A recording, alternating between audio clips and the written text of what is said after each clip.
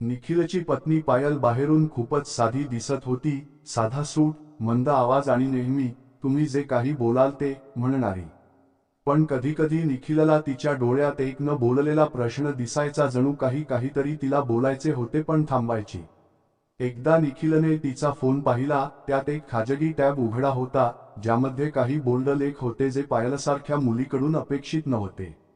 निखिलला धक्का बसला, पण त्याला समजले की त्याच्या पत्नीच्या आतही एक वेगळे जग आहे, जे बाहेर दाखवायला घाबरते. पायलने कधीही काहीही मागितले नाही, पण प्रत्येक स्त्रीला इच्छा असतात. कदाचित ती बोल्ड गोष्टीचा विचार करते, पण पुरुषांच्या विचारांची भीती तिला शांत करते. त्याच रात्री निखिलने एक स्टोरी वाचली आणि त्याला जाणवले की किती स्त्रिया त्यांच्या पतीच्या निर्णयाच्या भीतीने त्यांच्या कल्पना लपवतात. आता निखिल स्वतः पुढाकार घेतो, तो बोल्ड गोष्टी बोलतो, भूमिका बजावण्याचा सल्ला देतो. पायल आता डोळ्यांचा संपर्क टाळत नाही, उघडपणे हसते. पुरुषांनो, जर तुम्ही तुमच्या पत्नीच्या विचारांना कधीही पंख दिले नाहीत, तर ती जरी उडायला शिकली तरी ती तुमच्या समोर उडू शकणार नाही.